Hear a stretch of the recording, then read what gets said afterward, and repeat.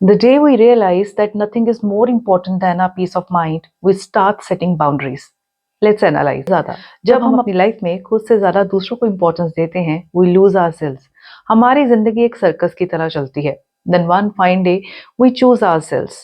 Now that does not mean कि you take a trumpet और आपको शोर मचाने की ज़रूरत है that this is my boundary and you cannot cross it.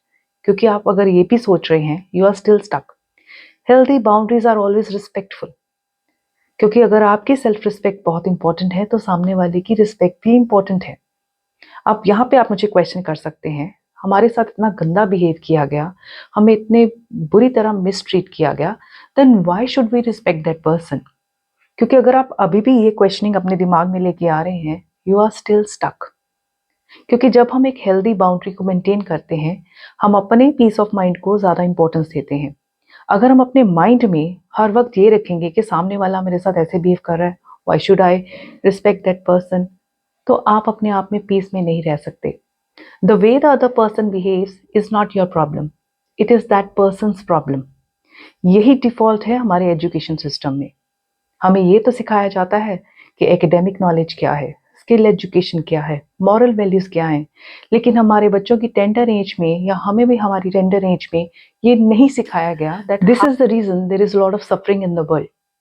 क्योंकि जब लोग अपने आप में रियलाइज करते हैं कि पीस बहुत इंपॉर्टेंट है, खुद के साथ पीसफुली रहना बहुत इंपॉर्टेंट है, जिस फैमिली डायनेमिक में वो रह रहे होते हैं वो खुद को बहुत ही चैलेंज्ड फील करते हैं, क्योंकि वो अपने उस डायनामिक में बहुत ही कंफर्टेबल हो चुके होते हैं। उनके अकॉर्डिंग जो भी उनके घर में रूटीन सिस्टम चल रहा है, that is the perfect thing going on.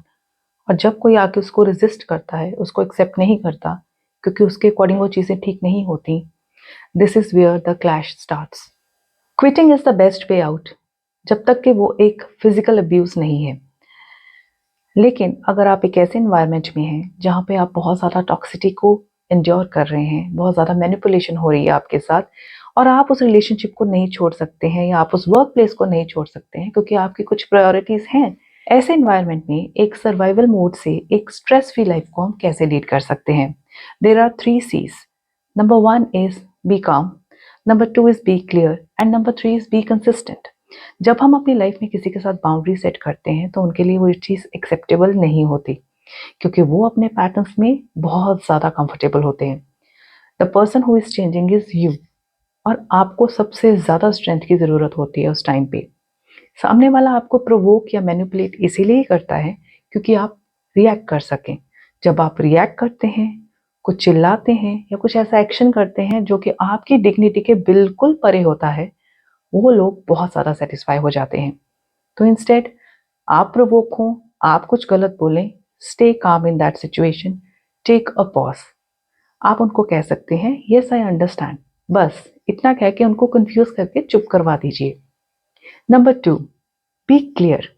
जब आप अपनी बात एक पॉज के बाद उनके साथ करते हैं उसी पॉइंट के ऊपर, बहुत ही क्लियर रहिए कि आप बात क्या कह रहे हैं, क्योंकि जो आप अपनी बाउंड्री उनको बता रहे होते हैं it's not acceptable for them.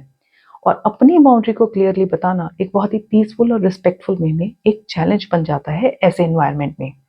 So B clear. जब आप अपनी बात कह रहे हैं, वो पहले तो आपको बहुत रेजिस्ट करेंगे, लेकिन जब आप 3rd C यूज करेंगे, that is being consistent.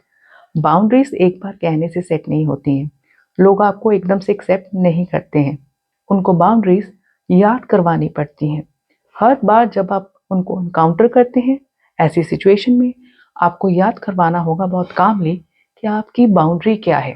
With passage of time जब आप इस ग्रेजुअल प्रोसेस को चलाते रहेंगे, आप खुद देखेंगे कि लोग आपकी रिस्पेक्ट करने लग जाएंगे, आपकी बाउंड्री की इज्जत करने लग जाएंगे, और आप खुद को अंदर से बहुत ही पीसफुल फील करने लग जाएंगे।